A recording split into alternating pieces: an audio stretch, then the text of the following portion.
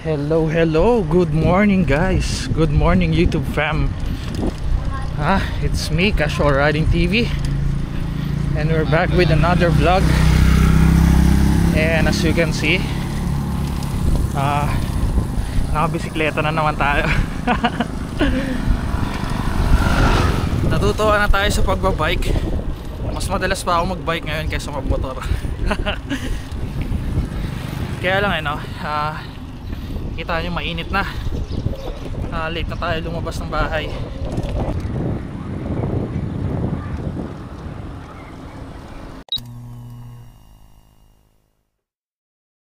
Today samahan nyo ako na gawin ulit yung loop na ginawa natin last time, but this time mas malayo. Yung remember nung nag-vlog ako na tinitrain ko yung kapatid ko na magmotor sa highway, kung saan yung dinaanan namin or kung saan yung inikutan namin, yun yung iikutan natin today. So yeah, definitely mas malayo yun. And I hope magawa natin and syempre na makauwi tayo ng safe, di ba? Ayan dito na naman tayo sa spot ko sa Yellowstone. Nagiging paborito nating ruta siya guys kasi safe kasi dumaan dito. Although marunong na kasi ako magbike talaga and I've been riding since I was a kid, I still consider myself as a newbie pagdating sa pagbibisikleta sa public road. Lalo na ngayon mahirap na kasi dahil ang bibilis ng mga sasakyan, lalo kapag nasa probinsya ka. Parang yung mga kotse may impression na kapag nasa probinsya dapat bumabarurot palagi. So mahirap na. Naka 2 wheels lang tayo. Dito tayo sa back road dumadaan, medyo lessened yung mga sasakyan kasi bihira na akalam itong ruta na to kaya I feel much safer kung dito tayo nagra-ride. Ayun, sa San Antonio pa rin pala ito. Parte pa rin siya ng San Antonio. Siyempre hindi lang tayo pipedal ng pipedal guys, kwentuhan din tayo. Kaya hopefully masamahan nyo ako hanggang dulo ng ride. Kanan, yun yung papunta sa mas malapit na route, San Antonio. And then dito sa kaliwa, ito yung inikot namin ng kapatid ko. So yeah, mas malayo ito sa kaliwa. Let's go. Medyo mataas na yung araw, and late na nga kasi talaga tayo nakalabas ng bahay. And yeah, bilisan na lang siguro natin. I hope ready yung tuhod natin para sa ride na to kasi medyo malayo talaga. Nung nagmotor nga kami ng kapatid ko, medyo inaantok-antok na ako nun but yeah, maganda gising natin. I feel so energized today. So kaya naman to siguro. Tsaka since nandito na tayo, wala naman nangatrasan di ba?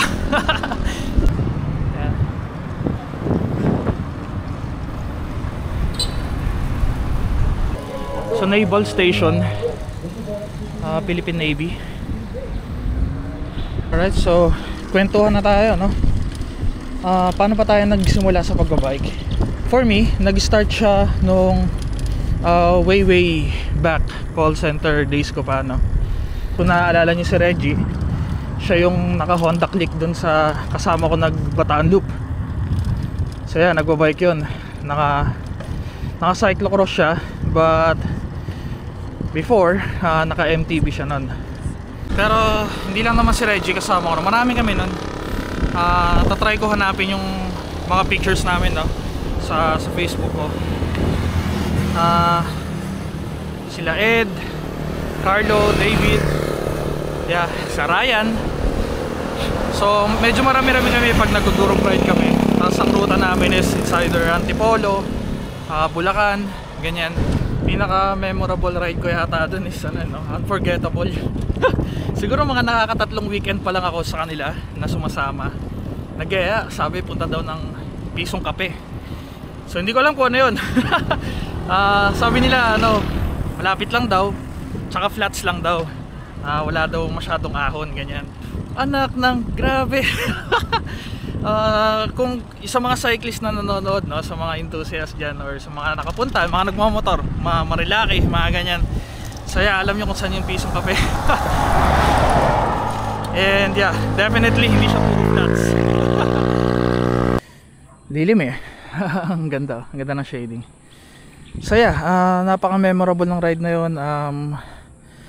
Mainly because hirap na hirap ako. Ang daming ahon nun, hindi ko alam paano ko siya na-survive, pero mostly talaga nilakad ko yung mga ahon dun. So nahuhuli ako, kaya sobrang tagal ng biyahe namin. May mga times doon na binabalikan pa nila ako. Naging influence ko din yung kapatid ko, kasi noong mga time na yun yung nag-i-start siya mag-triathlon. So kumakarera siya. And I used to watch his races kapag sa Subic. So ayun, nakakita ako ng mga road bikes doon, and sabi ko ang cool ng road bike. So yeah, basically yung pagbabike natin, o yung simula ng journey natin sa pagbabike, mainly to be part of a group, or influential lang talaga, parang ganun. So there's no deeper meaning on it, or there's no deeper purpose, but na-enjoy ko yung mga time na yun, kasi nagkaroon ko ng mga kaibigan. Tayo naman hanggang ngayon, si Reggie di pa nakakasama pa natin, and iba nakaka-chat pa natin. So dun yung sa Narciso, dun yung Crystal Beach, guys. Sa mga mahilig mag-surfing dyan. So ayan, nandito na tayo. So ito na yung intersection. Uy, avocado yata yun ah. Whew.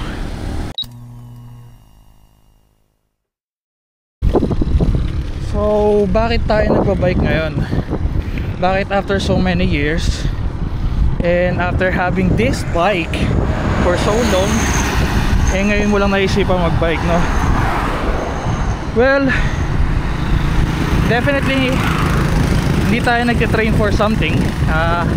Wala akong plano maging racer or join any competition sa pagbabike. Definitely hindi rin siya New Year's resolution. Well, maybe partly. Nakakayamang sabihin na it took us this long to realize. But yeah, we're not getting any younger. Kaka 26 lang natin last year. Really? 26, you know. So yeah, wala na tayo sa kalendaryo, guys. Tumatanda na tayo, and hindi naman healthy yung lifestyle ko eh. Lalo na ng call center days ko. Well, hindi ako masyadong umiinom, pero ang lakas ko mag-yosi. And last year I decided to stop smoking, quit vaping din. So yeah,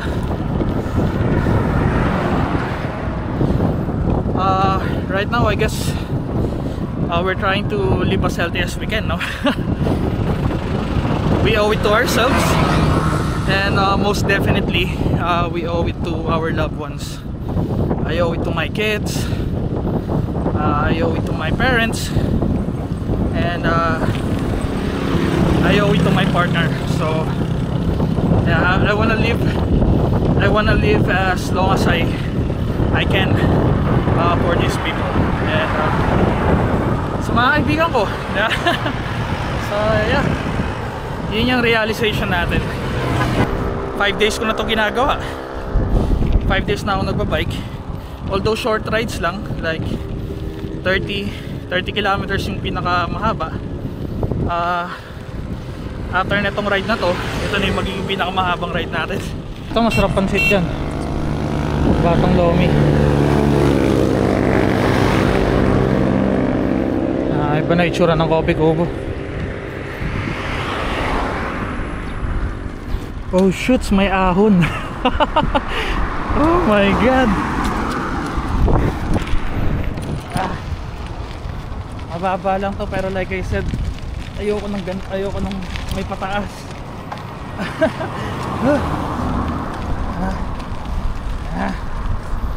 Yeah. Oh my god, my knees. Ay, bad trip.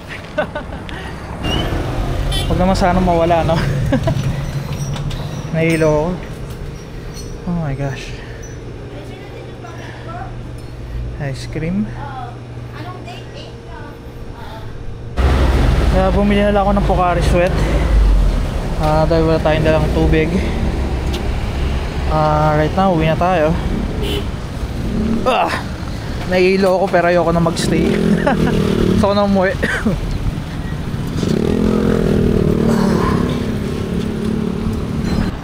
Grabe, init na. Magtatanghali na, guys. Medyo nakatulong yung Pocari Sweat, no? Nahilo na ako. So yeah, basically that's how we met Lost and met cycling again. So hindi kasi siya yung hobby na katulad ng magmumotor na gusto mo lang mag-unwind or maggala, no? It's different kasi basically parang pinapahirapan ko yung sarili ko eh. Pwede kong ikutin yung pwede kong gawin yung ginawa ko kanina na hindi ako napapagod. Nagamit ko si Figo, but yeah, there's a much deeper purpose, you know. Our dedication to change our lifestyle and to become more healthier. So ang plano is ride a total of at least 500 kilometers or maybe even 1,000, and then decide kung gusto ko talaga magbike. And kung gusto ko talaga siyang gawin, naiisip kong bumili ng na sarili kong bisikleta. Ito kasi sa kapatid ko to, sa bunso. And yung kuya ko nagba-bike nga din siya, di ba? Kung meron akong sarili, pwede namin gawing bonding, tatlo. Like sa tuwing umuwi siya dito sa Zambales, pwede kami magbike na tatlo, no? So yeah, I think it will be fun. Magandang bonding. So sa mga nanonood ng vlog natin na to ngayon, I'll be asking for your participation, guys. So kung bibili tayo ng bike, ano sa tingin nyo maganda? Road, MTB, or yung gravel bike? Used to be cyclocross pero gravel na siya ngayon. And for me kasi maganda yung gravel bike kasi you're getting best of both worlds. Pwede siyang racing sa road, sa kalsadang ganito, and pwede rin siya sa slight off-road. Kaya niya mag-withstand ng mga lubak-lubak, ganyan. Right now ang prospect ko is yung Giant Revolt 2. So magpo-post na lang ako ng mga pictures ng mga bike na yan. And yeah, lagay nyo sa comment section ko ano yung boto nyo, ano. Ano ito, kuya? Bali 17, no? Tsaka isang turon. Ay, turon lumpia.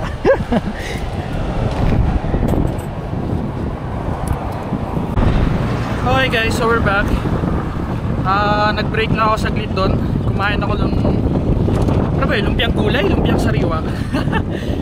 Tsaka nagbuko. Ayan. A few more kilometers and we're home. And yeah, end na siguro natin yung video natin dito, guys. Sa mga sumama at nanood hanggang dulo ng ride natin. Well, hindi tayo umabot sa bahay kasi paloobat na yung camera. But yeah, thank you. Thank you sa panonood, and thank you for always supporting the channel. If you're new to my channel though, please like and subscribe para maabot na natin 1,000 na natin, no? 1,000 subscriber na goal natin. So yeah, see you on my next vlog, guys. Ride safe and stay safe. Good luck.